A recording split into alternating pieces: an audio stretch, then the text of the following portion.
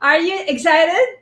Nervous? Yes, nervous sa daming ganap, but we are excited to share what we know. Yes. Probably we'd also want to learn from you ng mga money lessons. Always. Yes. Okay, so we are live. Woo! Magandang umaga po sa inyong lahat. Bakit may countdown na tayo dito? Anyway, good morning, good noon, good afternoon, or good evening, wherever you are all over the world from. This is very exciting and very scary for the two of us. Hi, everybody. I am Rose Fresh Fausto, also known as FQ Mom. And my name is Martin Fausto, the FQ Son 1. Kasi ilan bang sons? I have 3 sons. Okay. The left and the right and the middle. Robbie Domingo is here. Hello. Nice to see you. Idol yan. Si Robbie D. Si Game ka na ba? At marami pang iba. So, andito na tayo, Martin, ano? And this is the very first episode of our Thursday date, always at 11 in the morning. Ang pangalan po ng ating show ay Money Lessons with FQ Mom and Son. So, every Thursday at 10 a.m., iba-iba po ang magiging...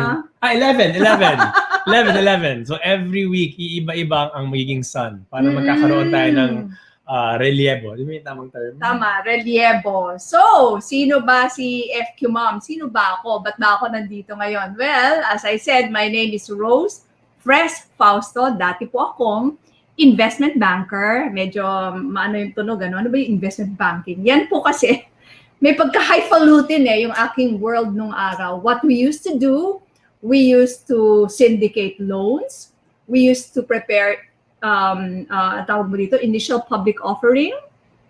Which bank was that? Which bank? Well, it was an investment bank. First job ko, Far East Bank. Okay. Bank is forever, pero hindi na, wala na siya ngayon. I was a credit analyst there. And doon ko nakilala ang aking The Honey. Tapos, pumasok ako sa investment banking when Far East Bank put up its investment banking arm. And then I went to All Asia Capital. Yun na, nagsimula na kasi yung pamilya, kaya ang nangyari po, I had to make a choice. Okay. I already had sons number 1 and number 2, and then napansin ko kasi medyo demanding po yung trabaho. No? It wasn't the type, Martin, na para bang at the strike of 5, okay, tapos na ang trabaho ko, hindi Hanggang ngayon naman ata, hindi pa ata ganun.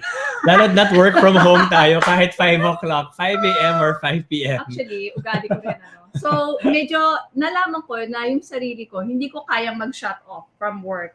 And I was feeling guilty kasi I felt that medyo kulang yung aking quality. Mas concerned nga ako dun sa quality than the quantity. And so I decided to become a full-time homemaker in order to give my focus dito sa aming mga anak. Tapos naging 3 na sila. And then, after that, parang sabi ko, ano nang gagawin ko ngayon, no? Medyo malalaki na sila. And if at all, I needed to step back a little, di ba? Ayoko naman maging helicopter parent ako. So yun, nagsulat-sulat ako ng mga libro. Tada!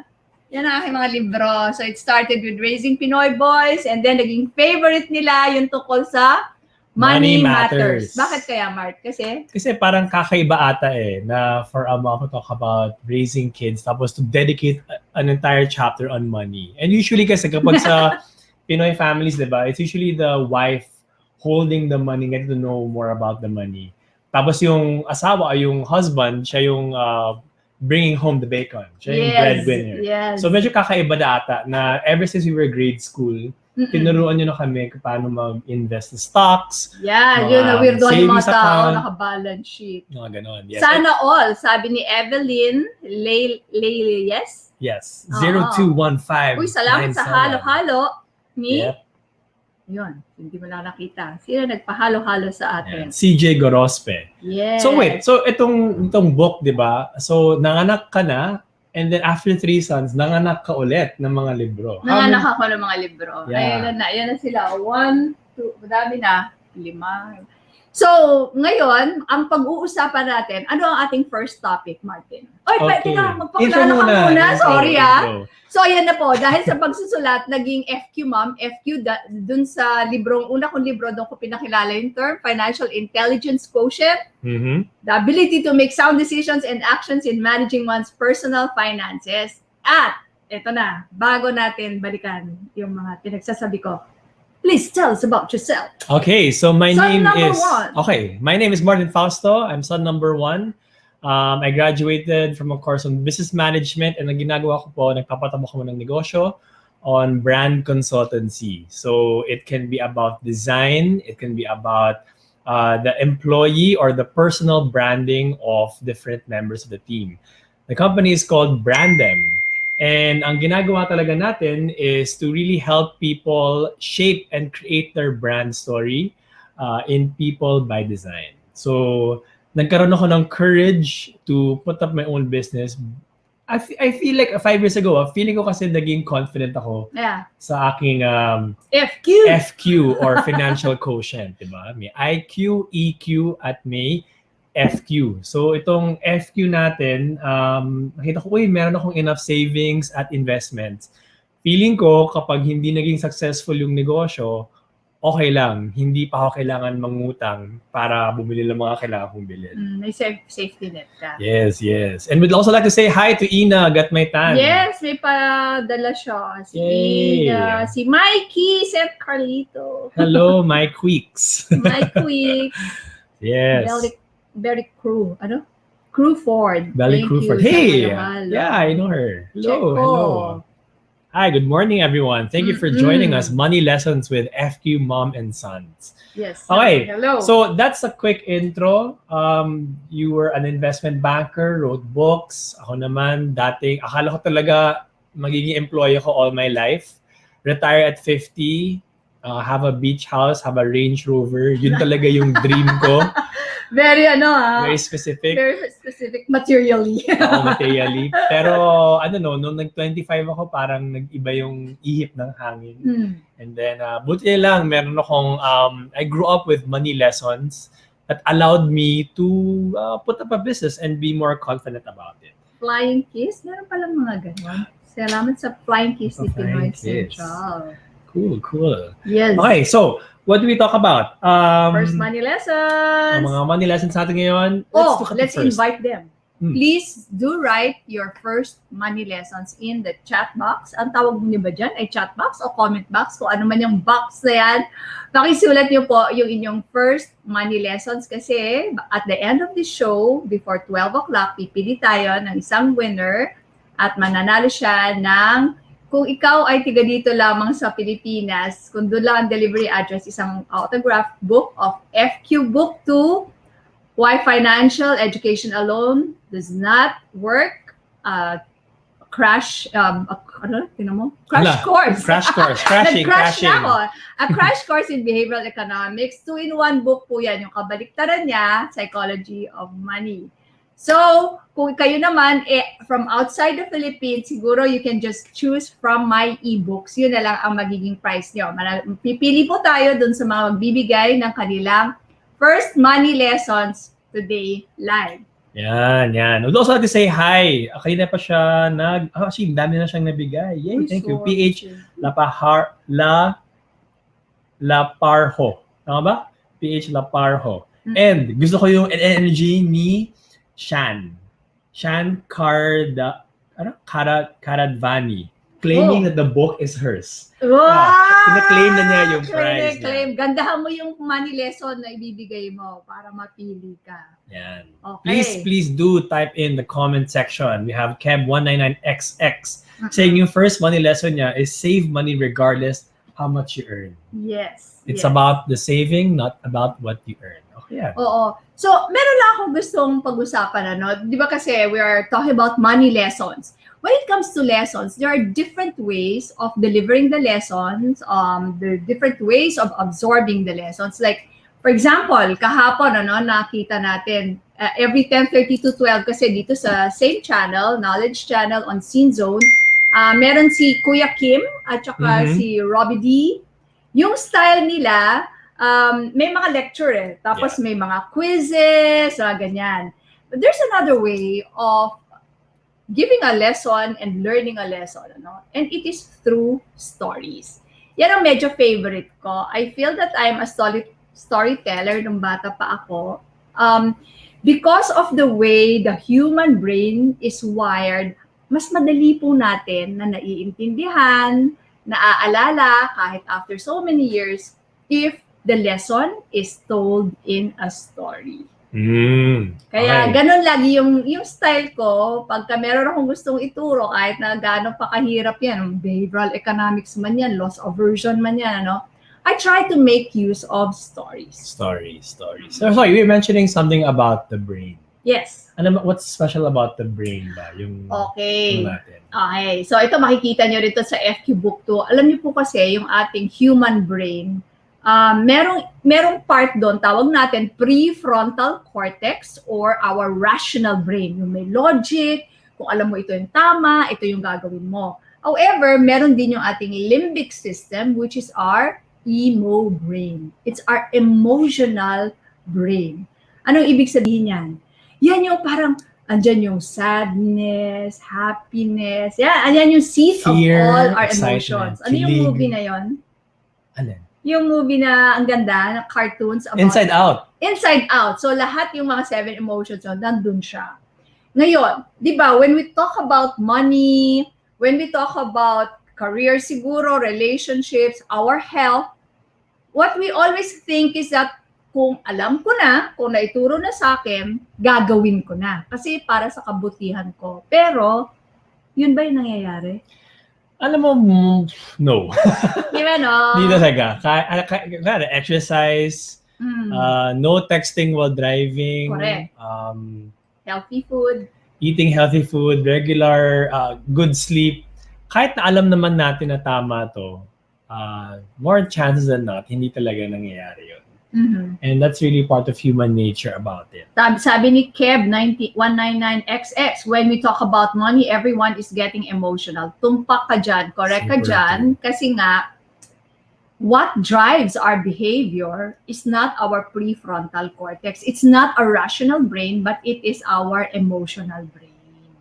So, kaya kadalasan, alam mo na, pero hindi mo pa rin ginagawa. Yes. Yun nga yung pinaka-meme ng aking FQ Book 2 eh. Parang, bakit gets ko na, pero di ko magawa?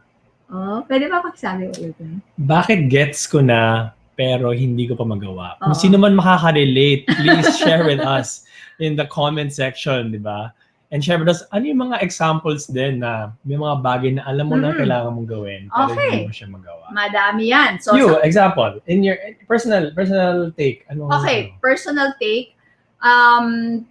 Gusto ko kasi, I want to keep my figure as much as possible. Kung ano yung figure ko sana nung dalaga ako, just a couple of inches bigger, siguro ganun. Pero, sarap na sarap akong kumain ng taba, mga bone marrow, mga dessert. Kwet ng manok, tiyan ng bangus. Dito sa bahay, basta yun ang ulam namin. Okay, yung kwet ng manok kay mama na yan, yung bone marrow kay mama na yan, yung tiyan ng bangus. Oh my God. So, ganon. Kasi, yun yung masarap eh. And that emotional brain, yan yung parang yung fight or flight, yung gigil, lahat. That's yung emotion yan. So, ganon. Ano nangyayari? Ako, for me, exercise talaga. Kahit na, when I exercise, ang sarap talaga ng feeling after. Sarap ng pawis, sarap kumain, sarap maligo after. Pero hindi ko talaga siya makuha na gawin on a regular basis. So, that's really something na, one of those things na, kahit alam ko na, hindi ko siya gagawin. Pati yung pagkain ng chips and TV series. Yung tipong, sige, isa pang episode. Si Mappy, sabi nga, dapat napanood ko na to bago mag 3-3 sale. And Ina got my fans also saying, oh my God, same, tita. Thank you for the halo-halo, Makinski. Yes. Oo, so yun po. And the book 2 discusses that kasi nga, pinapaintindi sa atin kung ano ba yung nararamdaman natin. When we understand kasi yung human wiring na yon, pwede na natin protektahan yung ating sarili. Yeah. Ang kadalasan yan, di ba, when it comes to saving and investing, lahat, kunyari sabihin, pag nag-umpisa ako magtrabaho, lagi ako magsisave and invest regularly. Pero ito na nga, pag nagkaroon ng sale at kung ano-ano pa, mga seat sale at kung ano-ano mang sale dyan, parang nakakainganyo talaga, gumastos agad. So, meron naman tayong paraan dyan eh. Pwede naman tayong mag-automate ng ating saving and investing at we will discuss that even further sa ating mga next episodes. But for this episode, we would really like to hear from you. Kung ano ba yung mga money lessons nyo. And siguro, no, pwede nating umpisahan, Martin. May mga money lessons din kasi noon eh, na share nila doon sa aking, sa FQ Mom Facebook page. Doon sa mga hindi pa nakakakilala sa akin ng gusto, meron po akong Facebook page. It's called FQ Mom. Meron din akong website, fqmom.com. Nandun yung mga mararaming lessons at kung ano-ano pa. Okay. Sige, konting money lessons which ang dalas ko rin marinig to. Be like Cruford says, first money lesson, 1 week allowance is 100 pesos. Uy, pareho tayo nung grade school. Dapat i-deduct muna yung 20% savings and may additional 10% tithes or so any donation. Very so good. Tanggal. And I think meron siyang kinalaman sa sinabi rin ni Keb199XS. Oh yeah, thank you for always commenting. Alam niyo paano mag-save. Pero mahirap mag-save kasi parang feeling na deprive. Ayun!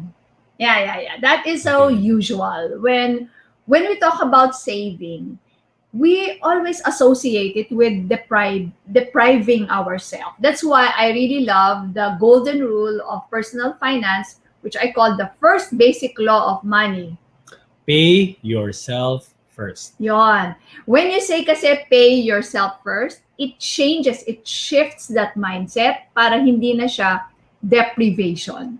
So that deprivation reverses and makes it prioritizing yourself. Yeah. So you're not depriving yourself, but you're prioritizing yourself. Self-love. Actually, that's really another interpretation of self-love when it comes to money. Bakit? Kasi once na kumita tayo, saan siya pupunta? Pupunta sa sale, sa phone bill, sa rent, sa pagkain, etc., etc. And at the end of it, wala pang 2 weeks. Ano na yung term nila? Parang may yung date na parang ito na. Gumagapang na ako. Hingalo. Please let us know kung ano yung term na yun. Kunwari, may hora de peligro pag sa... Ayun! Hora de peligro.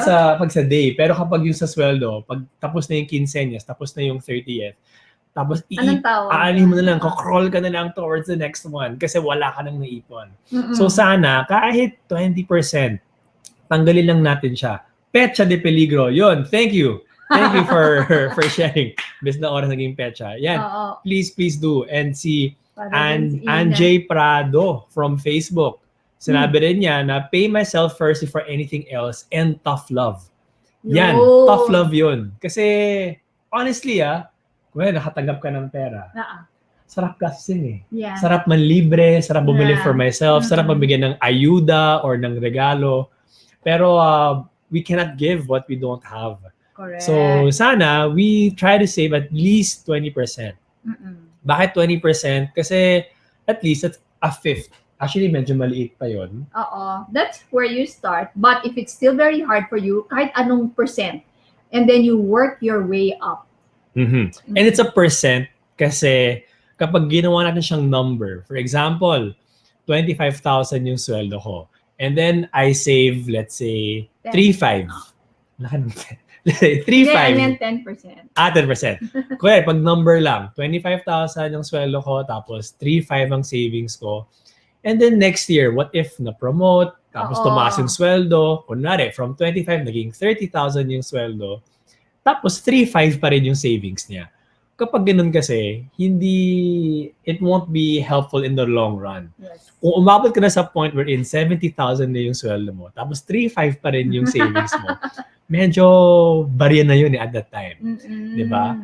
So try natin to stick to a percentage para habang lumalaki yung kita natin, whether it's your main job, racket, gifts, angpaw, etc., may percentage tayo. Tapos yun agad yung tinatabi natin. For paying yourself first, tough love, that's self-love.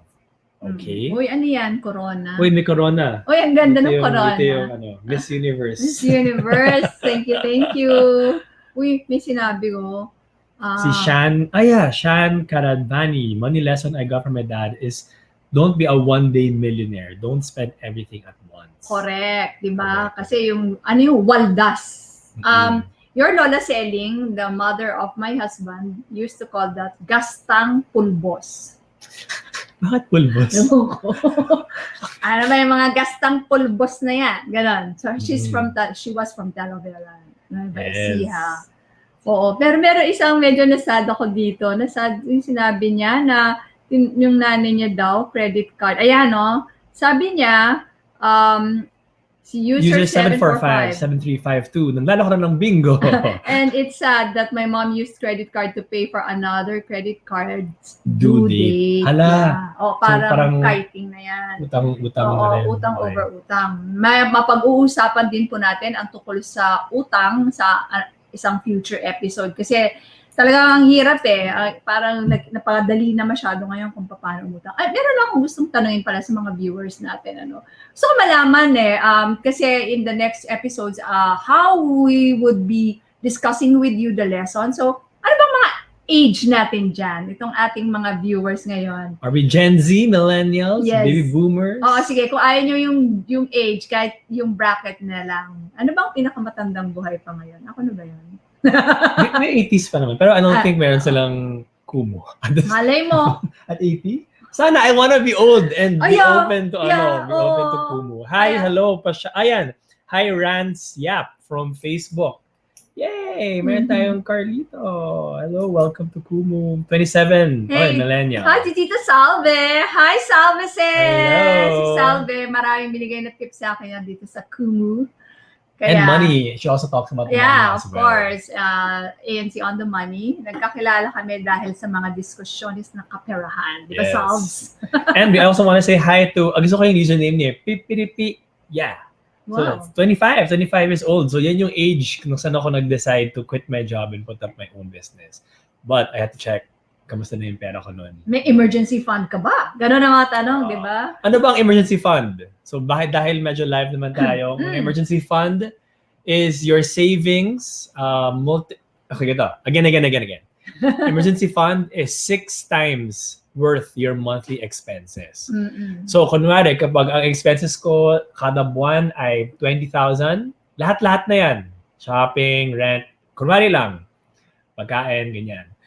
20,000 times 6, so that's 120,000. If meron akong 120,000 in my emergency fund, that means may runway ka na 6 months. Hindi magbabago ang aking lifestyle. Kung natanggal ng trabaho, ma-aksidente ako, di ako mangutang dahil meron akong 6 months worth of emergency fund. And please, yan po ang ating, sana, one of the big takeaways for money lessons, first money lessons, is to have an emergency fund. 6 months worth. Yeah, in fact, kung business person ka, maybe you have to do it na 1 year. Kasi grabe, especially ngayon, ang hirap nagkawala, nag-iba, nag-total change talaga ang mga business paradigms natin ngayon. So we need a longer runway para mas mapatuloy-tuloy pa natin ang ating mga kaganapan habang nawalan tayo ng regular income natin. Yes, okay. That's true. And we'd like to say hello to James D from Kuwait. Oh, what? Hi, James. James D. Hindi D lang, D, hindi Dean. Siya na yung oldest natin na nasa Kumu ngayon. Okay, so CIA. Hi, CIA peeps. Maraming mga CIA. Oo, yung mga CIA na yan, very engaging group yan on Facebook. I love it. James din talaga, no? Hi, Ina. Thanks for the NFC jeepney. Cool. Salamat Nagpadala na ng lechon. Medyo mabilis yan nangyari. Oo, mabilis nangyari. Tsaka dahil halo-halo ni Tita Salves. Gusto ko tuloy kumain ng halo-halo ngayon And Dr. Rads Fau. Oh, kamag-anak kaya natin. Kamag-anak ko na dito. Fau Some of the friends of my sons, they call them Fau. Marty Fau. Yes. Fawi. Hi, Tita Salve. Hello. Oo, ang dami. Uy, thank you Thank you for, wag lang ngayon ha, kahit sa One question. Sabi ni Oo. P. Yeah. Favorite mo siya, Sinking fund. Mm-mm. What important to have a sinking fund as well para sa mga non-emergency purchases. Yeah. Okay. Explain. Ano ba ang sinking fund? Kasi, di ba nga, kung minsan, gusto natin, naka-identify na talaga yan. So, yung sa sinking fund niya is for other matters na not necessarily emergency, pero yung pwede mo pa rin gamitin kung meron kang pangangailangan na hindi siya nandun sa regular na mga expenses mo. You know what? Come to think of it, naalala ko, no? Marvin sister? Si tita? Tita pala yun. Tita, Si wow. Tita. Hello, tita. Okay, at as I saying, alam nyo, even the mere practice of just writing down your expenses, malaking bagay na po yan. Magkakaroon ka ng awareness para mapapamukha sa'yo na akala mo, yung mga gastos mo, pang electricity, food, ganyan, makikita mo, ang dami pa ng chichirya, di ba? Yeah. For sure. Nung dati hindi ko ginagawa kasi feeling ko, may laman pa naman yung savings account ko eh. Mm-mm. But when I used apps, I use Spendy or I use any notes or any other expense tracking, nagugulat na lang ako na parang, ang dami kong gastos. Sabi ni Ina, galing. Top 1 on the Explore page still. Cool, yo! Okay, gusto kong i-share tong kay RFADA na money lesson niya. Sabi niya, I started grade 1 in 1990 and got my first 50 centavos allowance. 50 centavos. Okay, sabi, ito yung magandang part. Sabi ni Mama, anak, yung 50 centavos na yan, piso yan, pero kinuha ko na yung savings mo. Inunahan na siya.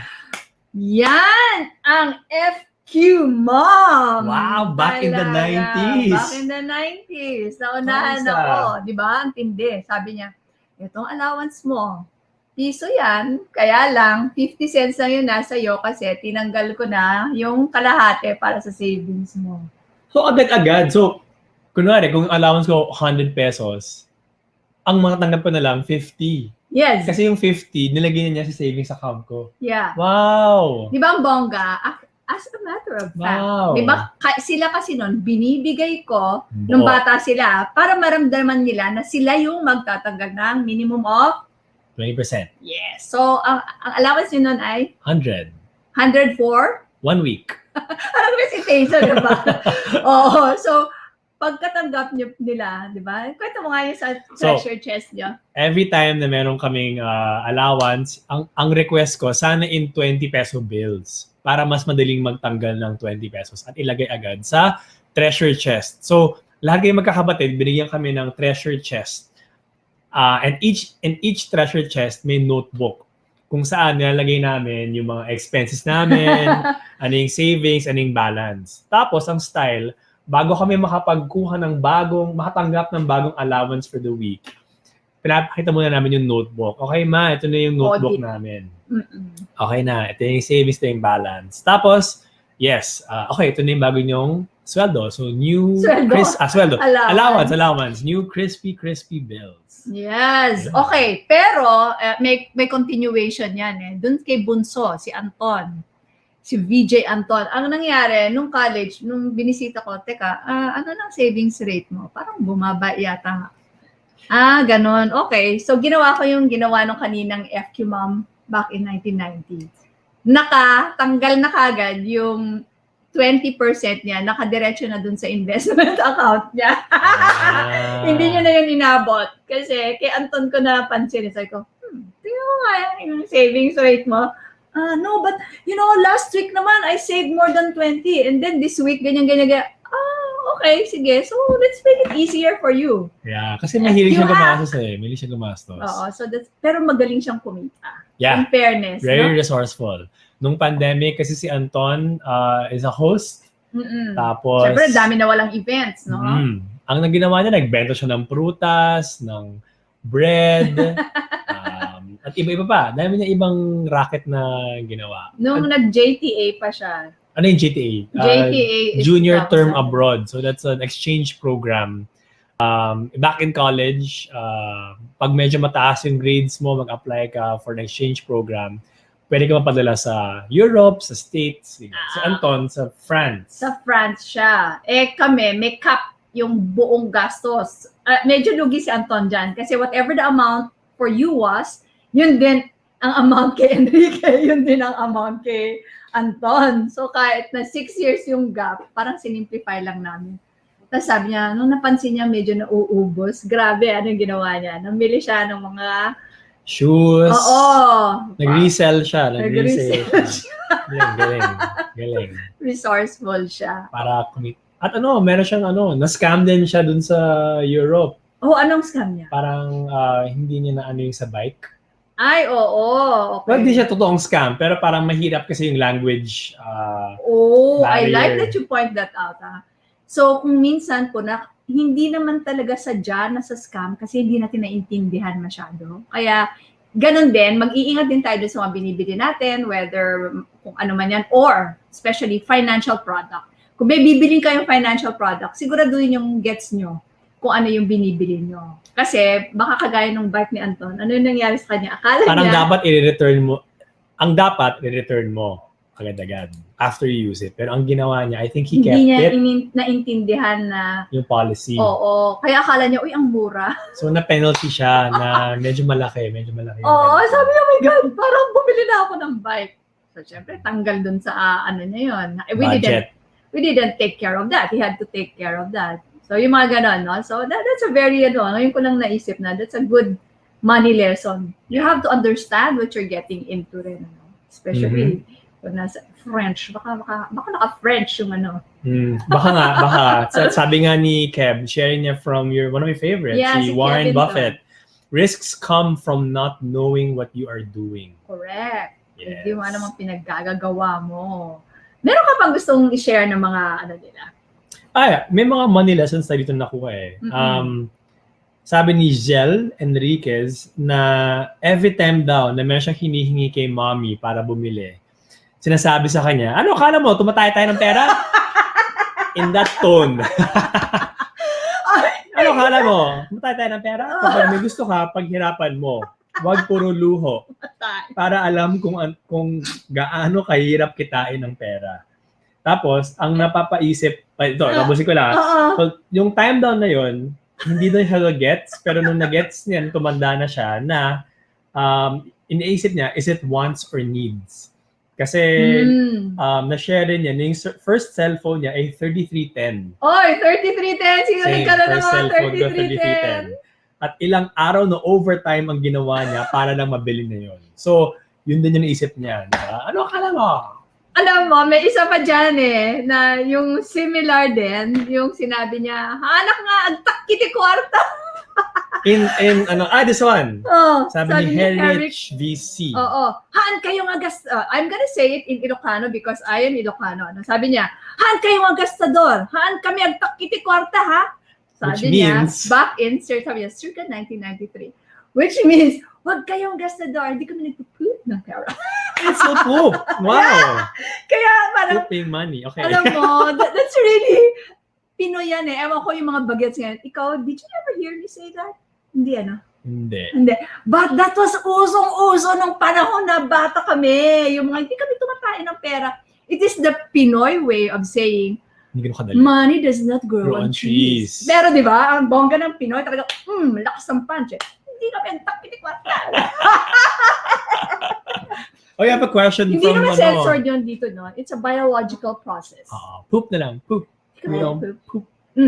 Sabi question din tayo from Mary Joy Pisueña. Ito, investment na. Jumping right away. What's the best investment po aside from business?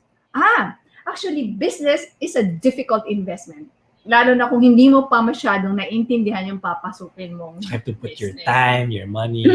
Investment kasi is anything that you will put money in the hopes that it will earn in the future. Alam mo ang Tagalog ng investment? Nakalimutan ko bigla. Alam mo?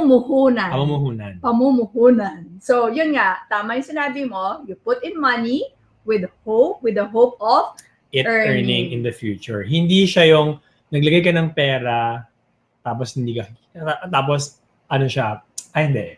Kasi ang investment, pwede kasi siya maging negative. Pwede sila kang ng malugi. investment. Pwede kang malugi. Pwede kang malugi But it talaga. always has to have that chance and that opportunity that it will earn in the future. Yes. Di ba?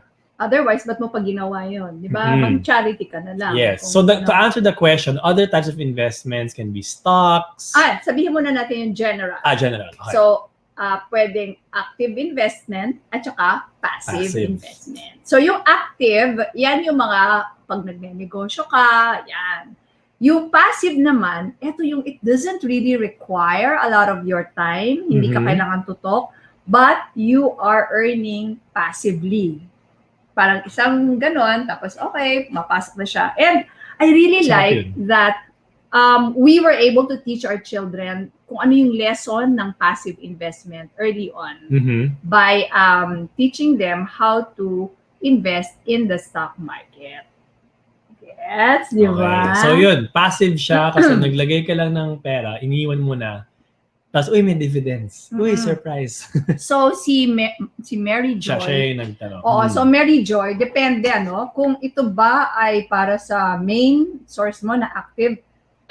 Excuse me. Basta, if it is the active, ang masasabi ko lang sa'yo is to please observe the second basic law of money, which is to get only into a business that you understand and seek advice only from competent people.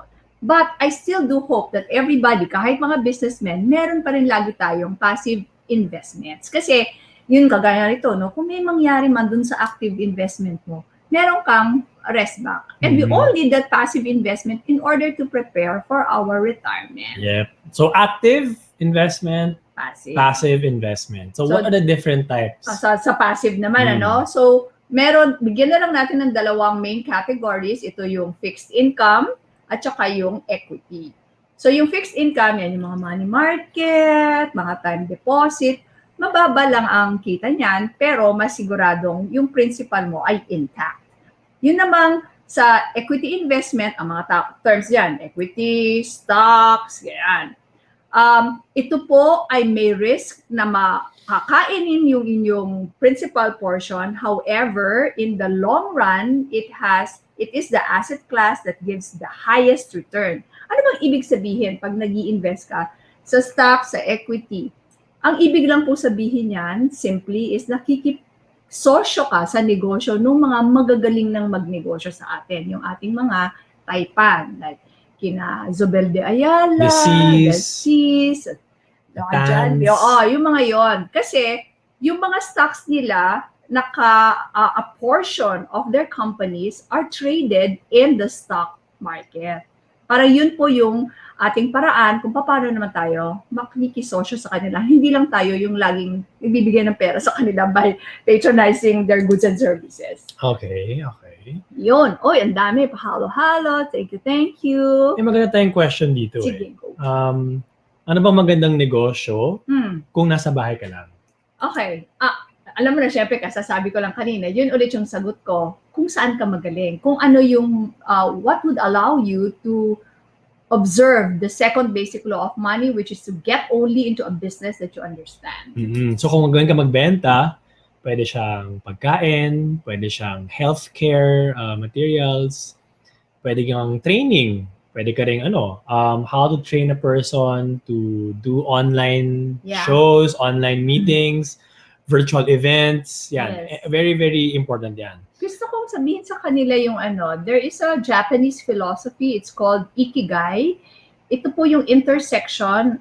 This is the intersection of what we are good at, what we love to do. So yan yung passion mo, tsaka yung competence mo.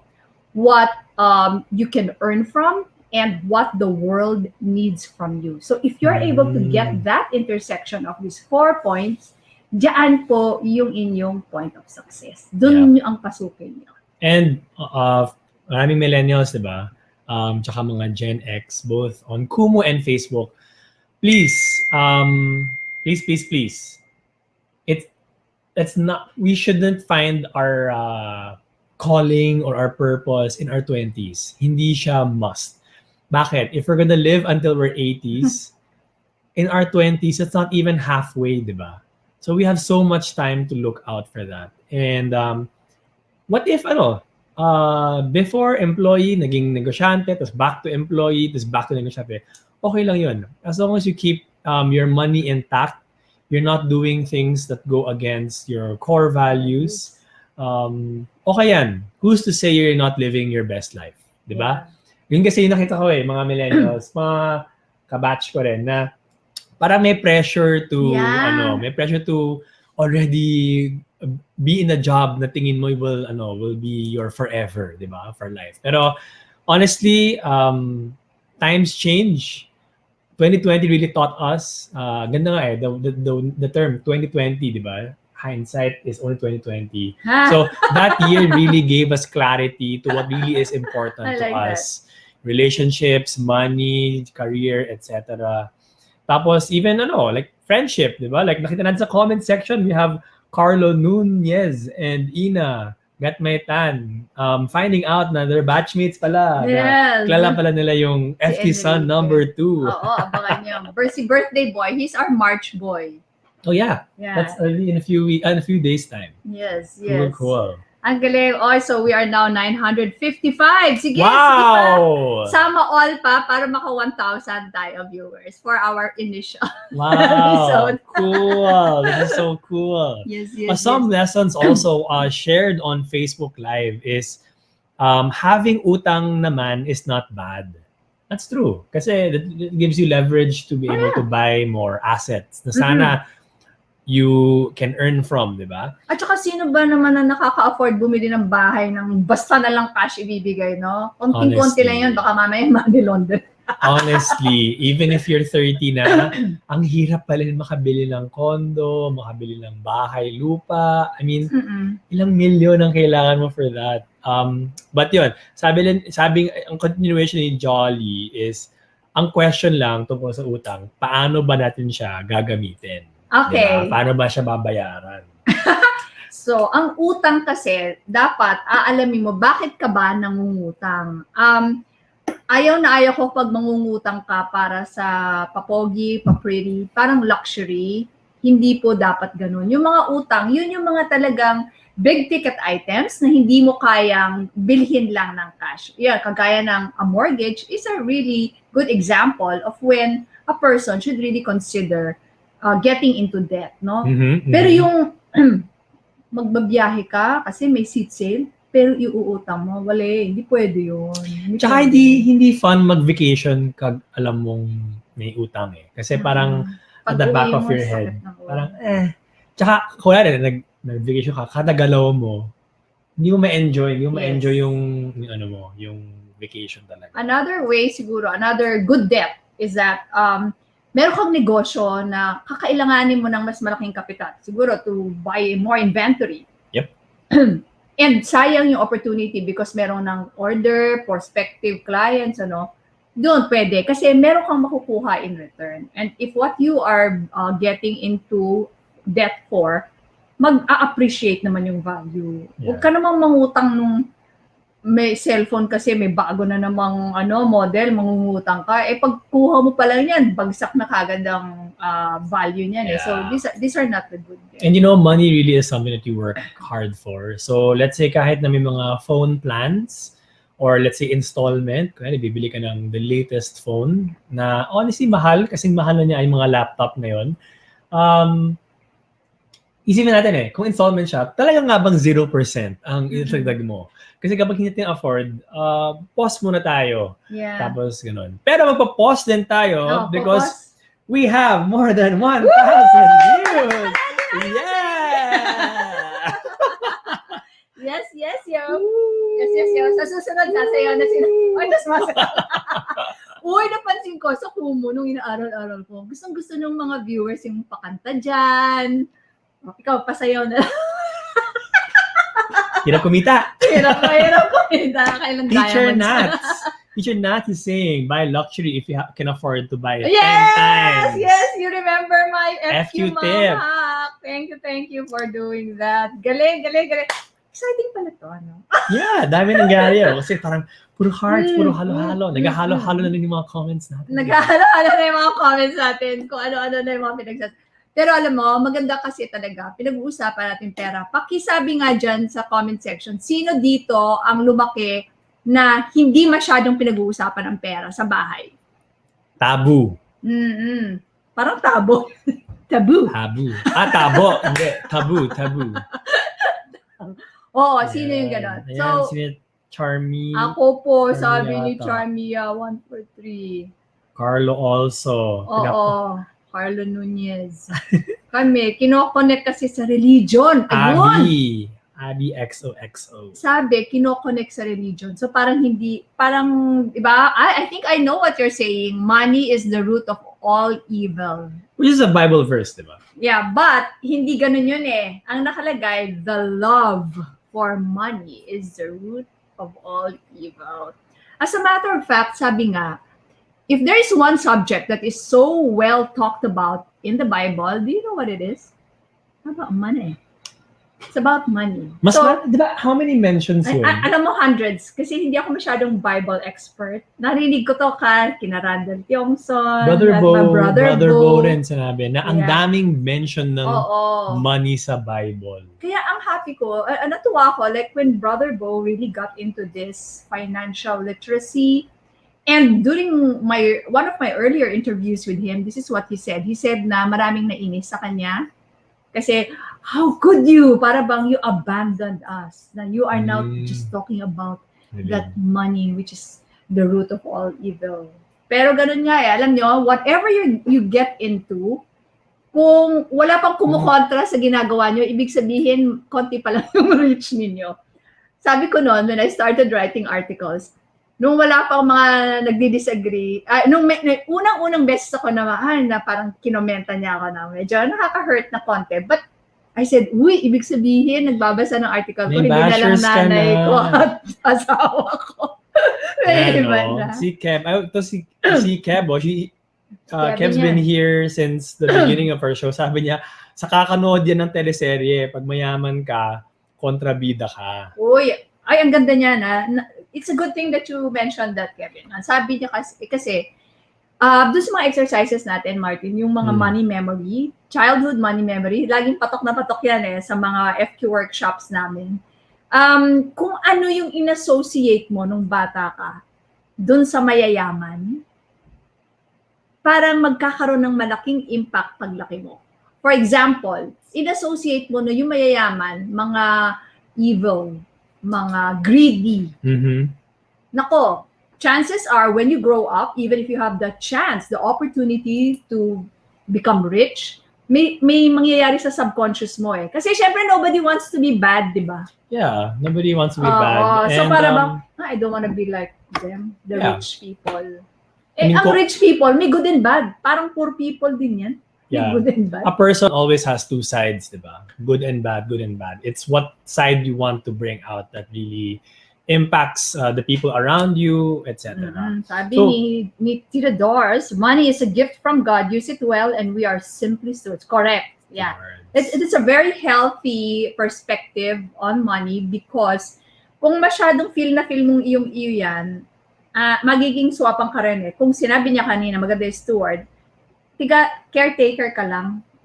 So long as you are here in this world. 1,221! Woo! And I'd also like to say hi to People Voice. Kanina nag-join siya. Ngayon ko lang na shout out. Salamat sa mga halo-halo. Actually, gusto ko mag-order ng halo. Oo, parang gusto ko rin. Parang nagutom ako. Welcome. And Ina, super active. Yes, thank you. Ina also, watch her Kumu shows. She's a very good singer. Before the pandemic, she was really one of those children's party hosts. Ganda-ganda niya, naka-Cinderella pa siya. Jazz, Disney characters. Ang galing. Tsaka when she sings talaga, parang may pagka-Moira yung dating. Yung medyo malamig. Malamig yung boses. Tsaka very, ang ganda, ang galing. So check out her channel. She's very active here in the comment section. Ina got my tan. Gusto ko rin malaman kung anong ginagawa nila ngayon. Nagpa-prepare na ba kaya yung iba ng ulam nila? Alam nyo, if there's any gift from the pandemic, it's being able to have meals with my children. Dati kasi Sundays lang.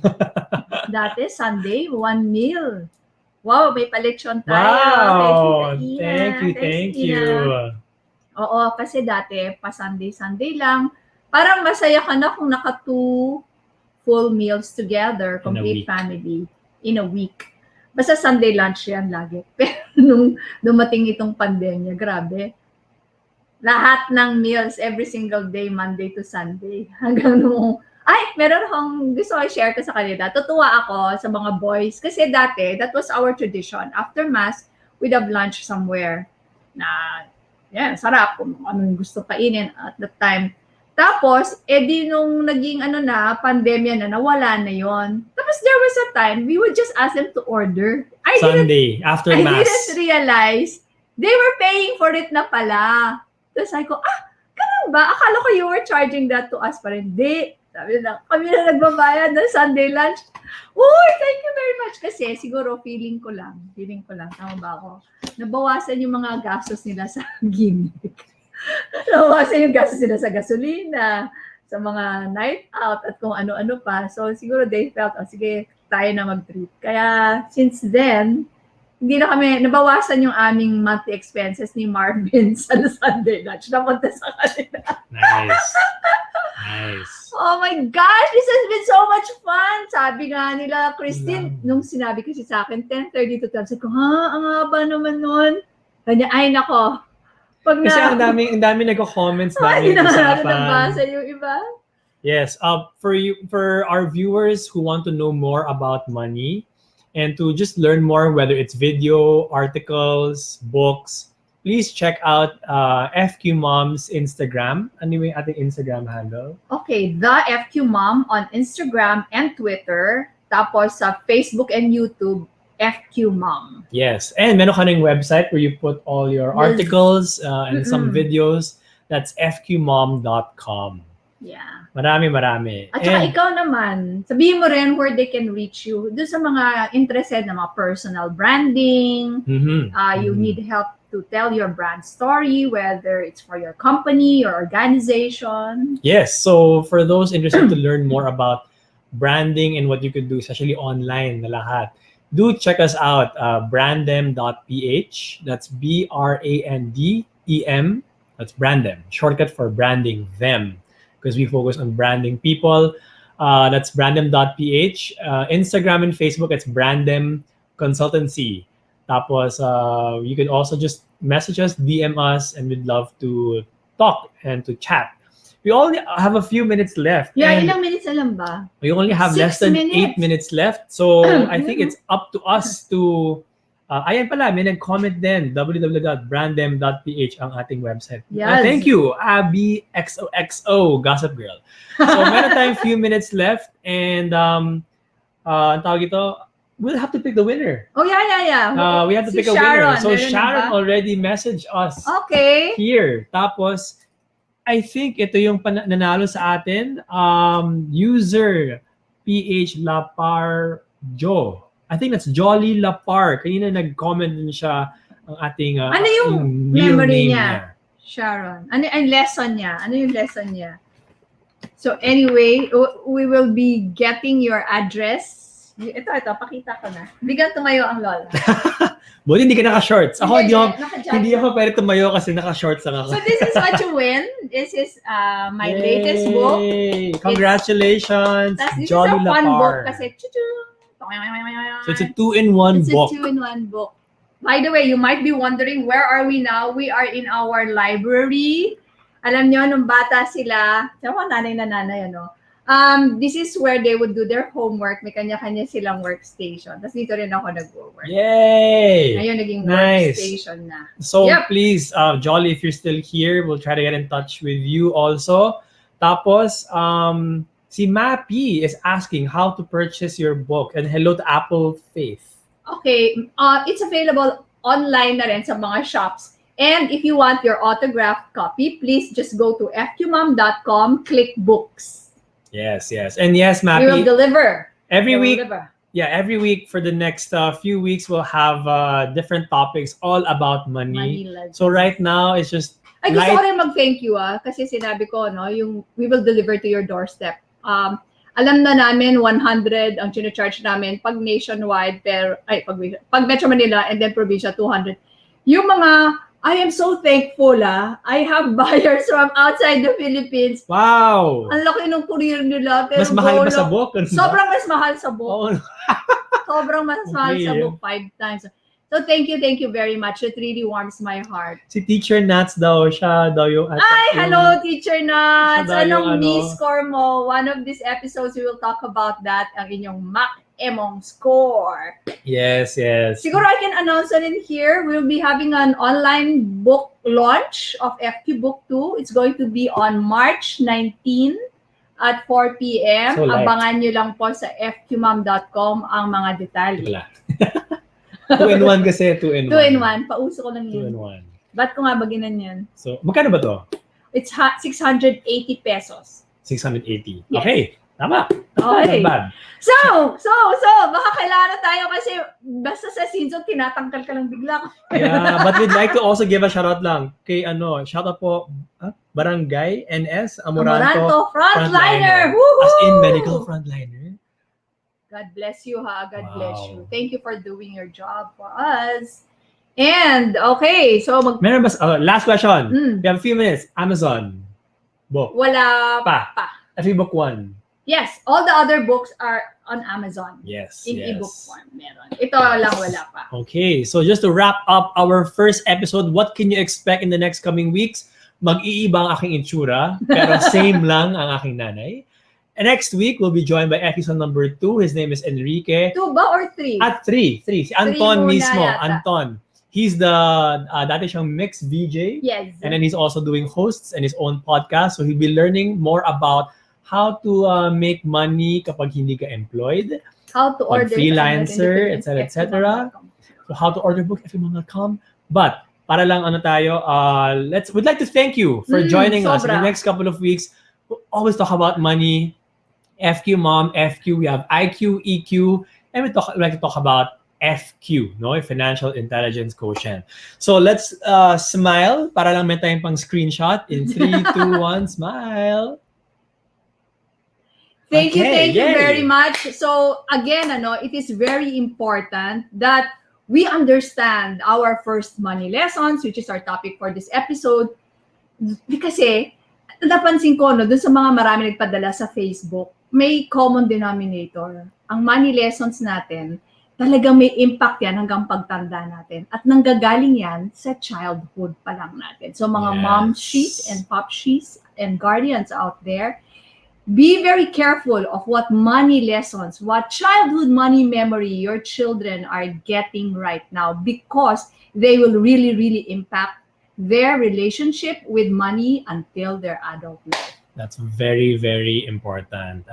Parents, you have a big role, and let's try to make everybody get a higher FQ, and do join us. And I hope this will be your Thursday habit every 11 a.m. to talk about money, family, and everything in between, because there's so much to talk about. Yes. And we'd like to thank all our viewers. We reached more than 1,700 viewers in our first episode. That's so cool! Maraming salamat. This has been FQ Mom, Rose Press Fausto. FQ Son 1, Martin Fausto. And we'd like to thank you for joining us in today's show. And kita-kita po tayo every Thursday, 11 a.m. And for more information, you can log on to our website at fqmom.com or brandem.ph to know more about anything and everything under the sun. So that's calendar nyo na. Money Lessons with FQ Mom. FQ Son. Bye! For those who want to ask